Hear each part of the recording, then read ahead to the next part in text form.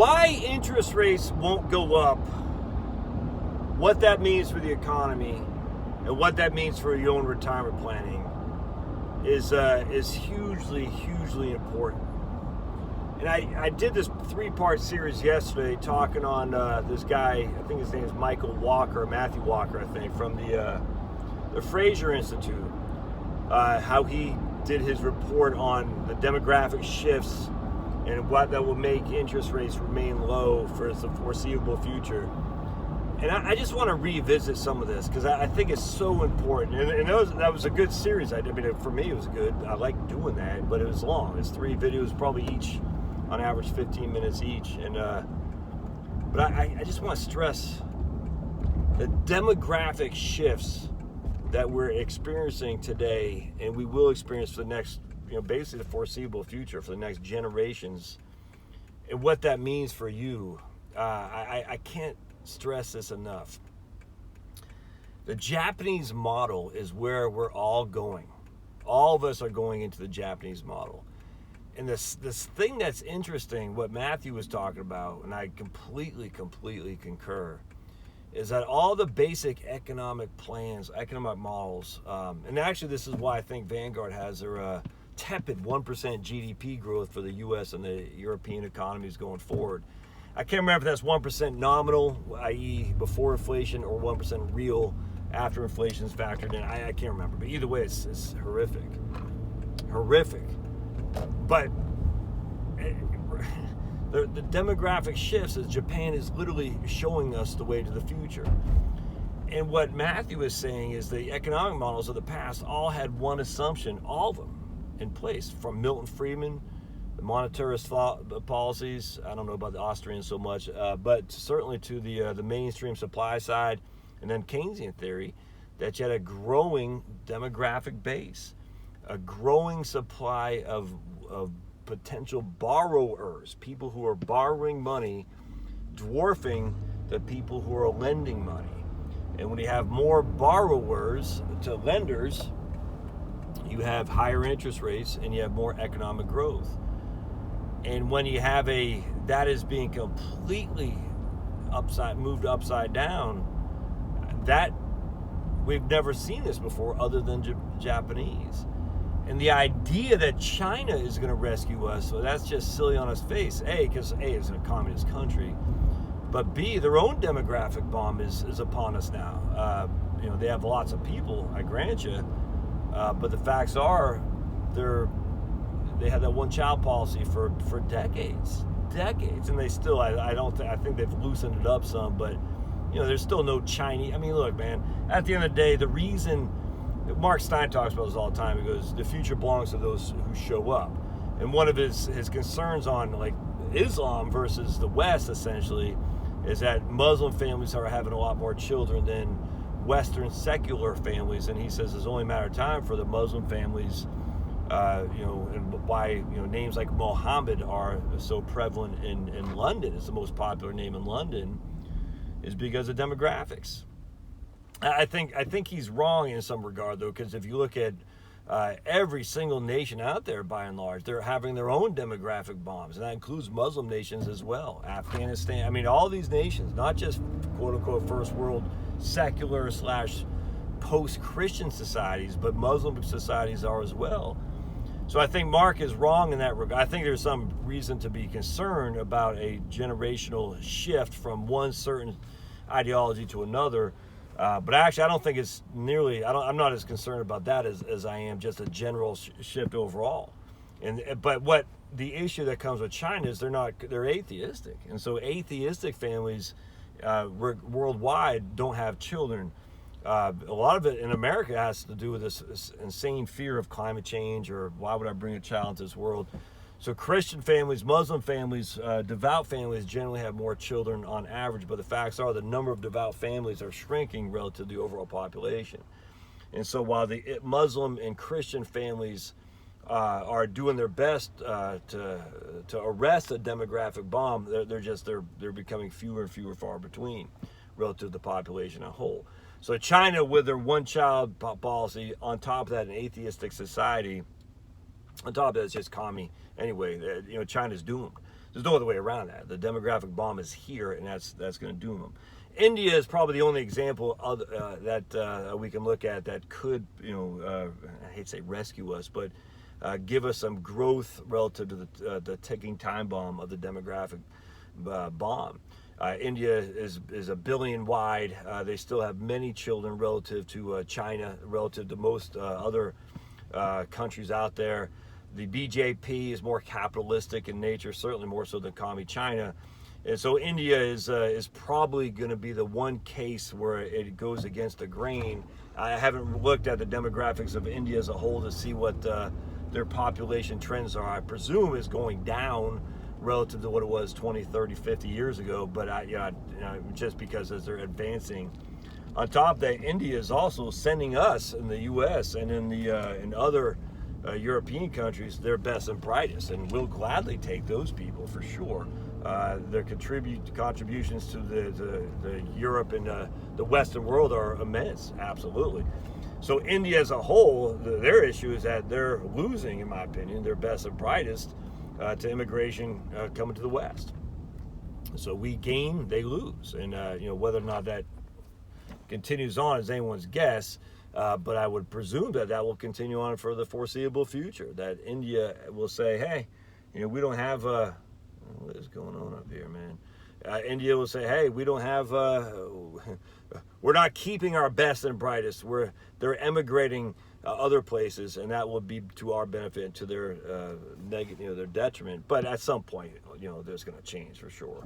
And I don't know how, when, or where that will change, but at some point, certainly India will be not a net loser of their best and brightest, but they will essentially say, we're going to have to do more to retain these people. Now, at the end of the day, the facts are, though, the demographic time bomb that's coming down the pike is already seen. You can see it right now. Again, just going back to Japan. But what Matthew did, he did a study. I said, let's look at the net borrowers. All right, that's a cohort of basically 49 years old and below. The households 49 years below, and ratio them relative to the net lenders, the savers essentially. I mean, that's households who are 50 to 74. I'm not sure why he only did 74.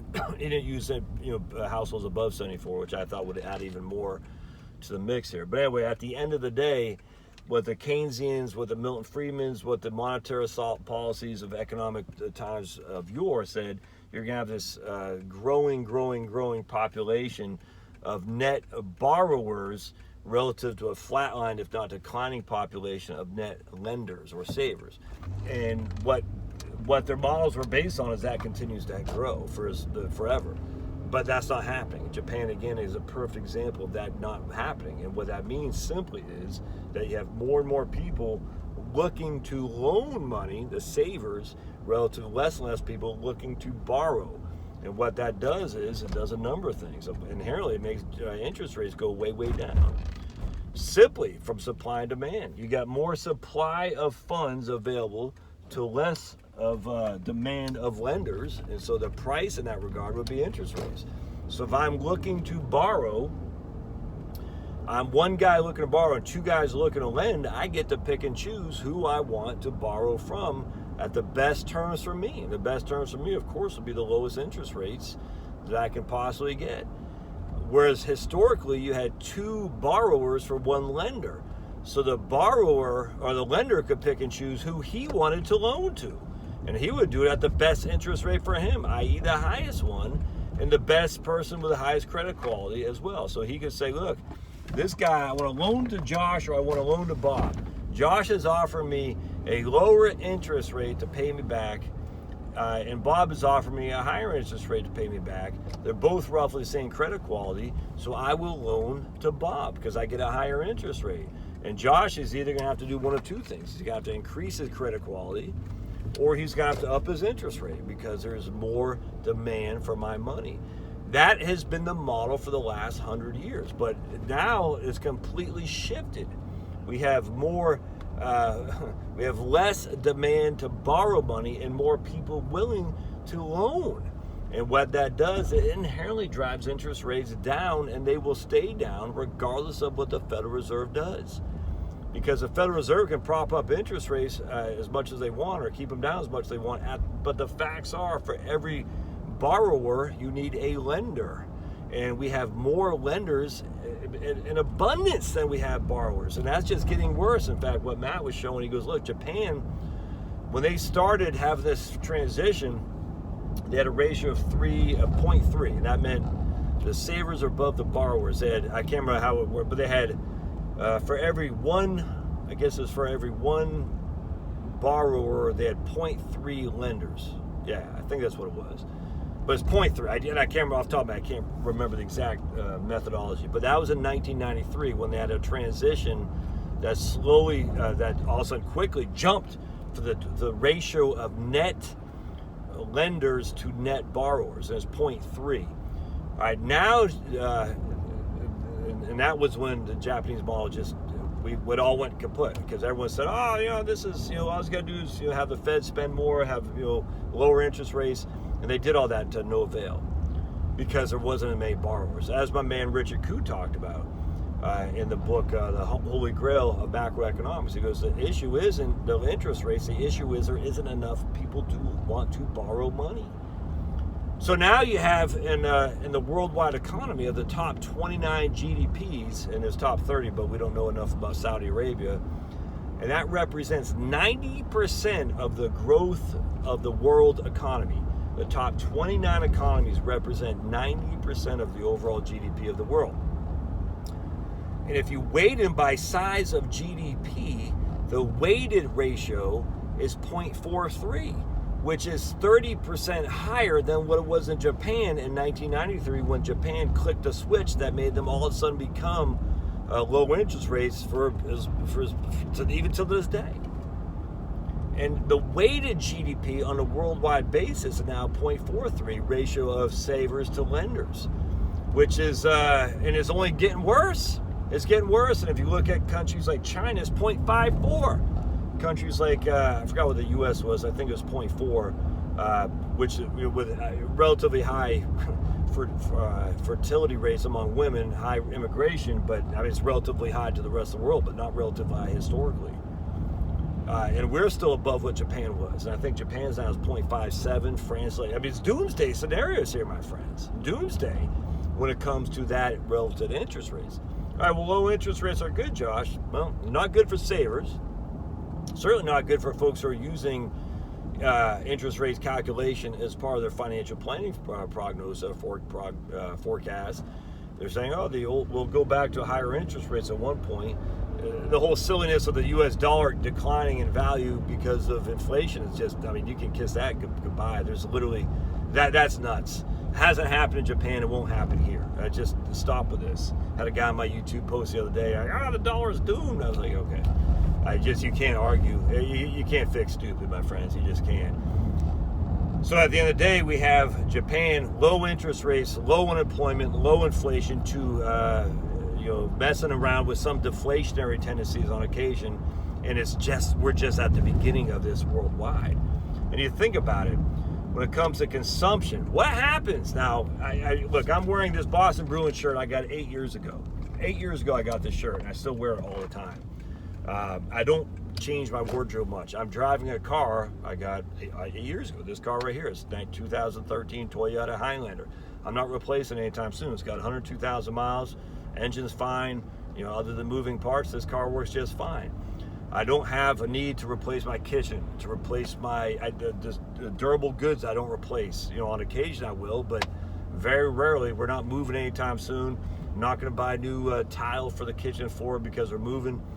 What happens is, as you get older, you just don't buy the same durable goods. I do buy other goods for sure, but those goods usually pay cash money for, and you can buy those very quickly. But you're just not consuming to the extent that you were. And the lack of consumption, because remember, the consumer is what drives the economy. By far and away, the consumer is what drives the economy. Not manufacturing, it's consumption. And if you reduce the consumption because your folks are getting older and they're saving more, or at least, I hate to say hoarding, but they're not spending as much as they get older because they don't need to replace their shirt, their linens. They don't need to replace their vehicles. They don't need to replace their washing machines. They're not moving all that stuff. There's less real estate on the market for sale that's being turned over. There's less turnover. As that happens, more and more and more, consumption inherently goes down. As consumption goes down, so doesn't growth. As growth goes down, well, what happens with stock market? What happens with wages? You see what I'm saying? Now, well, you can make the argument, well, Trump is going to change all that. No, he can't. He cannot change the dynamics of human beings, which are they're going to consume less. Now, he might be able to ease off the brakes when it comes to trade, this silliness called free trade, which is never free, and make more of it happening here and bring in more money to the consumer from Main Street rather than Wall Street, and that's great.